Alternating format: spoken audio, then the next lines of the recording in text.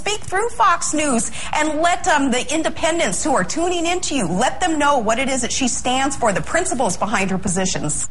It used to be that new candidates were advised to brush up on the issues so they could handle questions from anyone, even tough questions. The idea behind that was that it prepared you also for actually governing. But now the advice to candidates is only to talk to sympathetic reporters.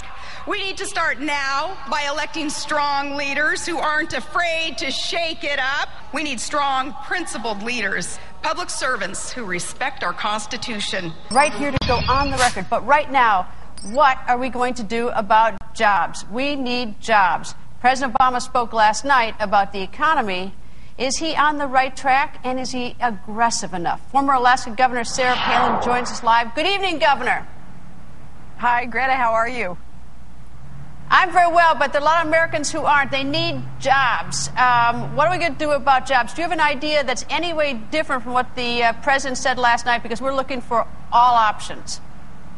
Well, speaking of last night, that was a tough speech to have to sit through and kind of try to stomach, because the president is so off base in his ideas on how it is that he believes government is going to create jobs. Obviously, government growth won't create any jobs. It's the private sector that can create the jobs. And his theme last night in the State of the Union was the WTF, you know, winning the future. And I thought, okay, that acronym, spot on. There were a lot of WTF moments throughout that speech. Namely, when he made the statement, Greta, that he believed that we can't allow ourselves to, I guess, eventually become buried under a mountain of debt. That right there tells you he is so disconnected from reality. The problem is we are buried under a mountain of debt, and jobs cannot be created by the private sector. We cannot grow and thrive and prosper as a nation when we are buried under this $14 trillion debt.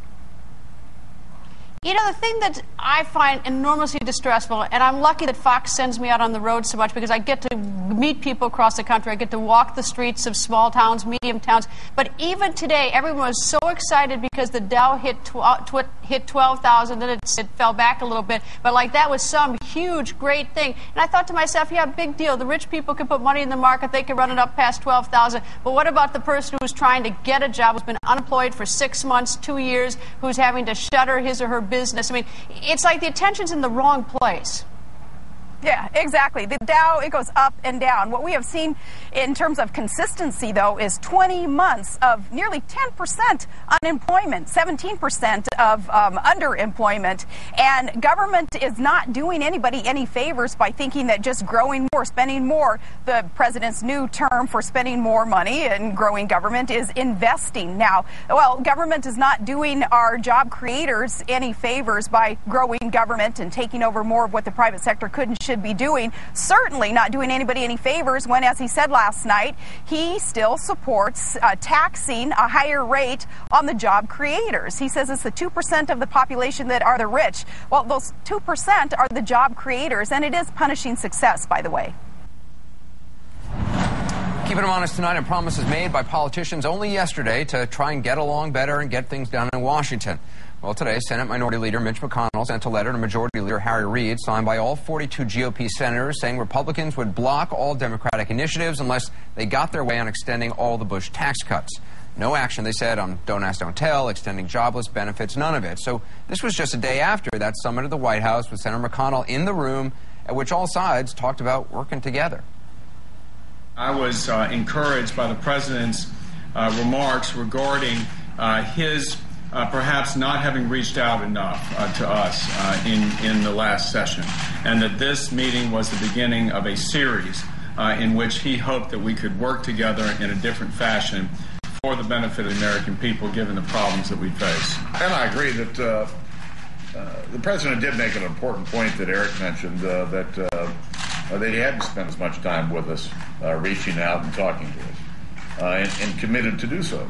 And as I told the president, I think that spending more time will help us find some common ground. I think that there was a sincere effort on the part of everybody involved to actually commit to work together to try to deal with these problems. And they understand that these aren't times for us to be playing games. Well, a day after both sides agreed to work out a compromise on taxes, Senator McConnell sends his letter. And Minority Leader Boehner says this today on the Situation Room. Now, I don't know what my colleagues across the aisle didn't hear during the election.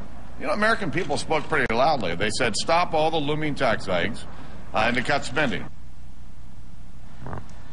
Obviously, that wasn't on the Situation Room. That was a press conference. Stopping the tax hikes, even for the wealthy. That's what they're saying. Democrats are calling statements like that, and Senator McConnell's letter today a slap in the face or an opening position in a tough negotiation. Republicans are saying they're listening to the American people and the priority should be on the economy. You can decide for yourself which side you believe or support.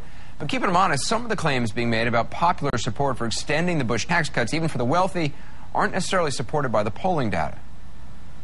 No tax increases for nobody. You know, American people spoke pretty loudly. The American people spoke in deafening terms. The American people spoke loudly and clearly. The American people spoke on election night. The message I heard this last election cycle was, we don't want anybody's taxes going up. Americans don't think we should be raising taxes on anybody. The message was clear from the American people. We should prevent a huge tax increase. Keep tax rates where they are. No tax increases for any American. The message they sent was, stop the tax hikes. And we heard them. According to a Gallup poll last week, about 80% of the American people do not want to see taxes raised.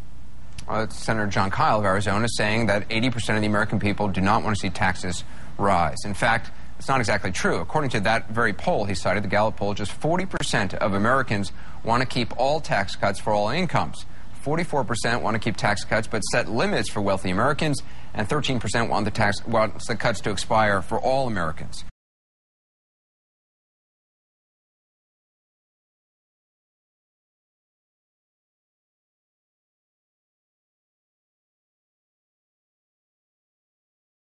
Perhaps we are not properly educating our youth in the exceptional nature of America.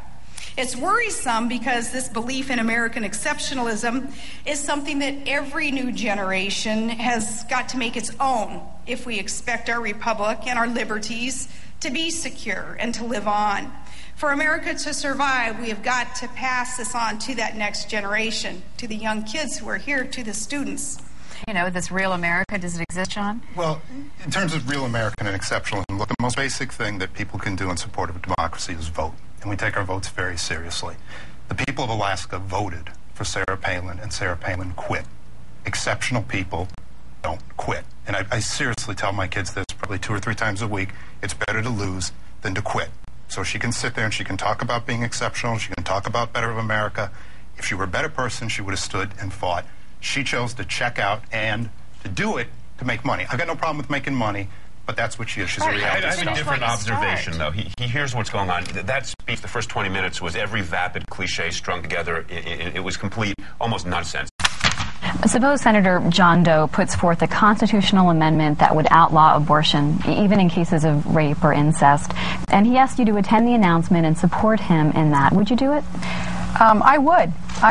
Yes, a proposal like that, I would stand by it. Let's be completely clear about the facts here. There is no place in the world and no time in history where restricting women's reproductive rights makes a people or a nation more free or more equal.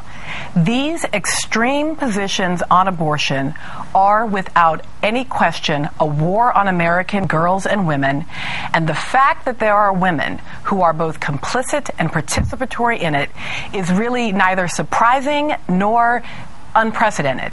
It has always been true, and it is incredibly important that we recognize that despite the fact that we can be very proud of these women and as politicians, that the question is, how do women as citizens fare on the other side of them either being elected or not elected? I'll only bring it up because you guys brought it up. Is Sarah Palin important in this race? Obviously, Joe Miller is her candidate of choice. I think it hurts him more than it helps him. I mean, you know, she does have really low numbers, and people that did support her and walked door to door in the snow. I mean, you think it's cold now?